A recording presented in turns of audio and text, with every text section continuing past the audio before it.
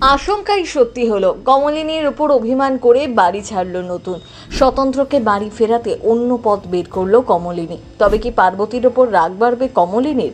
এদিকে নতুন কিছুতেই কমলিনীকে ভুলতে পারছে না। বড় অঘটন ঘটবে না তো? নতুন কমলিনীকে বোঝাতে থাকে তার কথা একবার শোনার জন্য, কিন্তু কমলিনী জানিয়ে দেয় সে আর কোনো রকম কথা শুনতে চায় না। একবার যখন সে তার মনের দরজা বন্ধ করেছে, তখন সেই দরজা খোলার কারোর ক্ষমতা নেই। নতুন বলে এই বিয়েটা একটা চুক্তি, সেই কথাটাই কমলিনীকে বলতে চায় নতুন। স্পষ্ট সে জানিয়ে দেয় স্বামী স্ত্রীর মধ্যে কারোর কোনো চুক্তির কথায় সে শুনতে রাজি নয়। এমনকি বাকিরাও কমলিনীর কথায় সমর্থন করে। নতুন এসবের পর হতাশ হয়ে যায়। এরই মধ্যে নতুন বাড়ি ছেড়ে চলে যায়। অনন্যা আর কমলিনী বৌদি সকলে মিলে পার্বতী আর নতুনের বৌভাতের আলোচনা করতে থাকে। নতুনে এসব সহ্য হয় না। এদিকে মুখ বুঝে সব সহ্য করছে কমলিনীও। নতুনের দাদা তো এসবের মধ্যে কি করবে বুঝতেই পারে না। তিনি শুধু বলেন নতুন যা চাইবে তাই হবে। এরপর সকলে মিলে কমলিনীদের বাড়িতে এসে উপস্থিত হয়। পার্বতী এবং নতুনকে বরণ করার ব্যবস্থা আগে থেকেই করে রেখেছিল কমলিনী। কমলিনীর শাশুড়িও সেখানে উপস্থিত ছিলেন, আর শাশুড়ি আগে থেকেই সব ব্যবস্থা করে রেখেছিলেন। কিন্তু নতুন বাধা দেয়, জানায় বরণ হবে না। তাতেই রেগে যায় কমলিনী। কমলিনী মনে মনে সব কিছু বুঝতে পারছে, কিন্তু কিছু করতে পারছে না। কিন্তু দর্শকরা বলছেন তার দোষেই আজকে এই পরিণতি। এরপর দাদার সাথে আলাদা করে নতুন কথা বলে। কেন পার্বতীকে এই বাড়িতে নিয়ে আসা হলো, এইসব প্রশ্ন করে।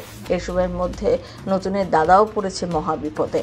দুধে আলতায় পা দিয়ে পার্বতী গৃহপ্রবেশ হয়। নতুন এসব কিছুই পছন্দ করছিল না। দাদাকে স্পষ্ট জানিয়ে দেয় সে এই বিয়ে মানে না। এই বিয়ে সে স্বীকার করে না। নিজে থেকে সেই বিয়ে করেনি, মন্ত্রোচ্চারণ করেনি। কিন্তু নতুনের দাদা জানায় সমাজ এর কথা মানবে না। একবার যখন পার্বতীর সিঁথিতে সিঁদুর উঠেছে, তখন তাদের দুজনকে বিবাহিত মানবে সমাজ। নতুন এখন এসব কথা বললে কোনো লাভ হবে না। ওদিকে বর্ষা এবং বুবলাই ঘটনায় ব্যাপক খুশি হয়। বুবলাই আবারও এই বাড়িতে ফেরার চিন্তা করছে। এদিকে কমলিনী পার্বতীকে নিয়ে ঘরে যেতে বলে। সবাই নতুনের বৌভাতের অনুষ্ঠান নিয়ে ব্যস্ত হয়ে যায়। বুকে পাথর চাপা অভিমান নিয়ে সমস্ত কিছু চুপচাপ মুখ বুজে সহ্য করে যাচ্ছে কমলিনী। এদিকে রাতের বেলা নতুন বাড়ি ছেড়ে বেরিয়ে যায়। কমলিনী নতুনকে বারবার ফোন করা সত্ত্বেও নতুন ফোন তোলে না। অবশেষে ফোন তোলার পর কমলিনী নতুনকে বাড়ি ফেরার জন্য অনুরোধ করে, কিন্তু নতুন জানিয়ে দেয় সেই বাড়িতে ফিরবে না। তার অনুমতি না নিয়ে সমস্ত কাজ করা হচ্ছে। নতুন একেবারেই মানতে পারছে না।